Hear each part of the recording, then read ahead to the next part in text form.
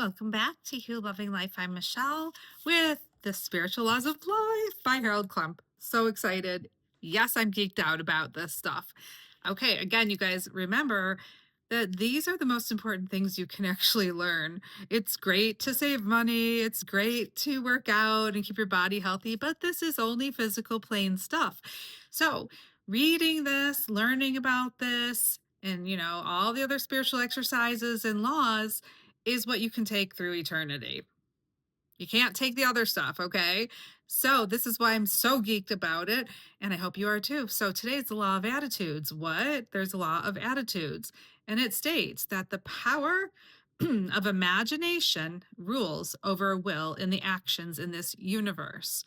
This is one of the spiritual laws of life, the fifth law of the physical universe. So let's find out more about what the law of attitudes mean. Okay, we know there is an answer for every situation that comes up in our life. Think about that. There is an answer for everything because there's an infinite amount of timelines available to you in every now moment, right? An infinite amount of timelines. I could stop making this video, walk out my front door into sub-zero weather, or I could stop making this video, book a flight to Fiji, whatever. Okay. And I could I could go buy a Fuji apple. You see, there's an infinite amount of timelines, but I'm staying on this timeline and doing this video for you guys. Okay. And for myself, because I learn every time I do them. So what holds us back is our attitudes. Okay. Do we have confidence to make that, first date with someone we've been wanting to talk to? Do we have the confidence to call them or email or text them and say, hey, I want to take you out, right? Do we have that confidence? Okay. What is holding us back? Our attitude, right? Learn the value of doing a spiritual exercise just before retiring or upon awakening. It works to your advantage during these times of change in conscious awareness. So, as you're waking up or falling asleep, you are shifting from one reality to the other. And so you're in an in between kind of place. And it is really helpful to do spiritual exercises before sleep and when you wake up. Okay. It will have a little bit more impact, is what is what they hear them say. Excuse me. Pardon. I think I have a popcorn kernel caught in my throat. Okay, so I don't want to stop this video. Pardon me, air pop popcorn. Okay. The fifth law of the physical universe is the law of attitudes or the states of being. Frankly, everything that operates with the laws of this part is capable of performing miracles. Not will, but the power of imagination rules our actions in this universe. What you imagine, you can manifest, as long as it's not infringing upon the will of someone else. I mean, you can try, but that's like witchcraft and it's not good. You don't ever want to try to impose on someone's will or manipulate another entity. That breaks spiritual law. Okay. But if you imagine things for yourself, that is a good thing. Okay. Lightsey, an Eckmaster, says, I have learned to stand back and let the divine work through me. We find that this is the simple way of doing it. Yes. So you might have an imagination of something, but really the imagination of the divine is going to come up with something even better. I found when adopting a certain attitude that I made contact with this power. It was an attitude of curious, childlike devotion to the Great Spirit. Curious, childlike devotion to spirit. So many people want this childlike state, but the urgency of their physical needs causes tension and fear, thus closing the channel between themselves and spirit. Anxiety and fear are tense emotions, fastening the person rigidly into the emotional plane of consciousness so that he cannot reach the spiritual plane where things come true. So you get stuck in a lower plane of existence because of your tension and fear. Competition intensifies the attitude of tension.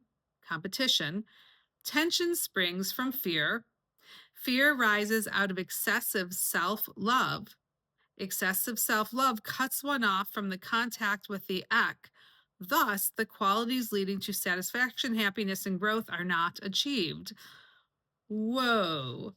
So if you lose contact with the divine from fear, excessive self-love, or vanity, really, the intention, anxiety, then you lose that ease of manifestation.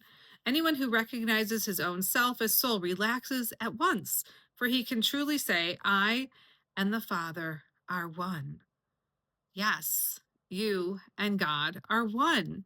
Not that you're God, okay? So don't get any God complexes on this channel with me here, okay? Yeah. No, you are a spark of all that is. There's a spark.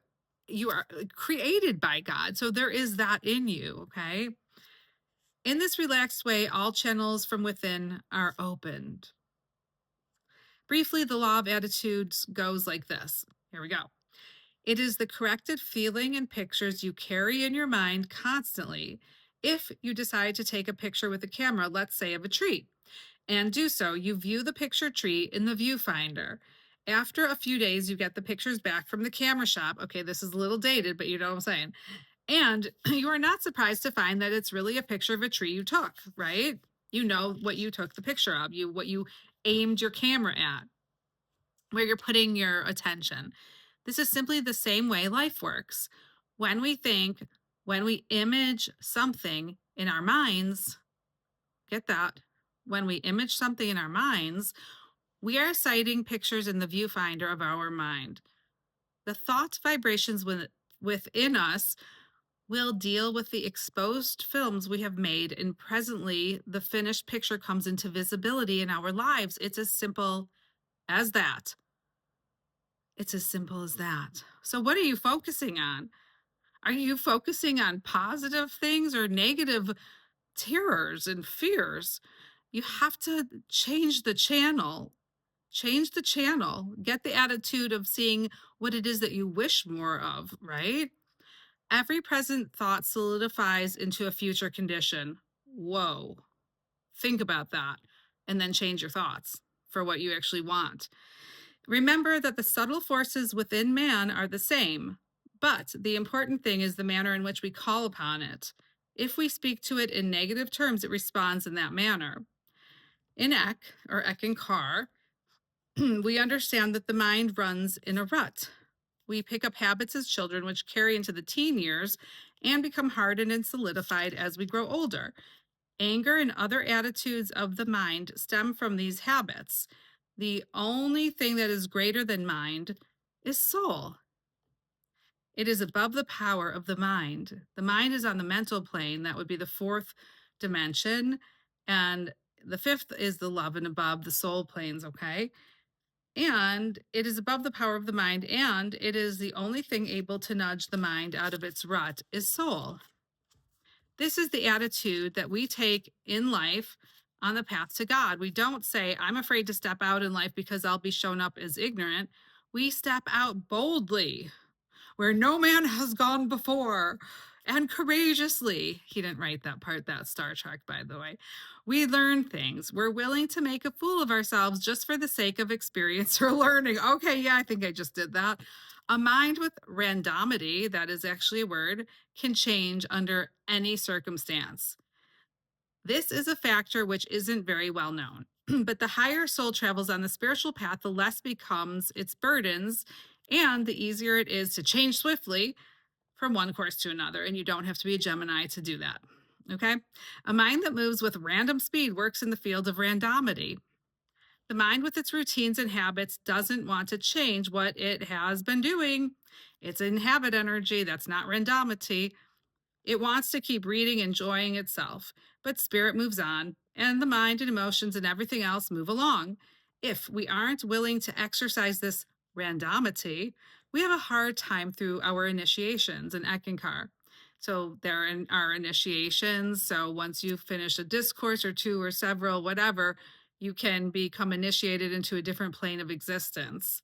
Okay, so you start with the first, the physical, and then there's a second initiation that would be on the astral plane with the emotions. Third would be the causal initiation. So you work in the past lives, Akashic records. The fourth would be the mental, and so forth and so forth and so on. Going from one initiation level to the next ought to be a very easy and smooth transition. Okay, that's good to hear. Not everyone says it is, but many have an easy one. So that's good to hear. It ought to be, right? We have to be willing to let go of old attitudes and stay very open to spirit as it tries to lead us into greater awareness. Once you have opened up to spirit, the inner master will step in as long as you give permission. So the Mahanta will never, none of them Ek masters, nor angels should ever come to you unless they're invited. Once you have opened up to spirit, the inner master will step in as long as you give permission and take you into the greater vistas. If soul has given permission, but the lower bodies don't know it, this is when you start saying you've got all these problems. So your whole self has to be aligned. Okay. Now is the time to start giving of yourself. It doesn't necessarily have to be within the ECK program, but you have to begin giving back to life in some way. It's very important. Do this according to your own talents and interests. Some people like to give talks, others don't. They're petrified. If that's the case, then don't give talks. Some like to work with children, while others, maybe those who have been parents, may say, I've done my time. Let someone else have a turn. We do not have to please God. We have to manifest its presence. Okay, how big is that? We don't have to please God, but we have to manifest God's presence. Wow. Think about that. Many who are doing good have little or no idea as to what good really is. Many are willing to have God interfere in their lives, but are not willing to do what is needed for themselves. However, when anyone examines his life, he will come to the realization that it is always his beliefs, considerations, and conditioning that determine his experiences in life. So, we come to the most important part of life's message. It is not what we do that determines our experience in life, but it is what we expect. So start expecting better, guys, right? Even when you have done all the correct things, if you have the haunting fear that things will go wrong, they will go wrong. Is it because you are bad, sinful, or evil? No. It is because you have that belief. It is I am's concept of itself that determines this form and it is I am's concept of itself that determines the form and scenery of its existence. The concept of itself. Everything depends upon its attitude toward itself. That which it will not affirm as true of itself cannot awaken in its world. So you have to believe. We know that we can shape our future because the future is unformed. You can make it what you want, but first you have to be able to visualize what you want very clearly. Unfortunately, most people look for materialistic goals such as money, health, wealth, and companionship. But again, I'm going to mention this, as Jesus said, seek ye first the kingdom of God, or in today's terms, seek God first, and all these things shall be added to you. Make sure that your goal is worth the trouble. To develop this creative imagination, work with the spiritual exercises of ACT, also chant the Hue, experiment freely with these techniques. Watch, or what you're looking for is to have experience with the sound and light, where you will have adventures in the other worlds. And you will have adventures in the other worlds, whether it's lucid or, like lucid while you're awake, or even like in the dreams. But basically, just open up and love yourself and know that, whatever you want to put your flashlight on, you're going to get more of. So think about it and start to know that you are worthy of it. You are love. You are a child of the divine. So yes, you deserve good things, right? So on that note of positivity, I'm going to end this video. I wish you a beautiful day or night or whenever you see it. Thanks for liking and subscribing and being a part of Hugh Loving Life and the 82,000 subscribers. Thank you so much. So pleased that you guys are with me on this spiritual journey, little school that we're both in together. Have a beautiful everything.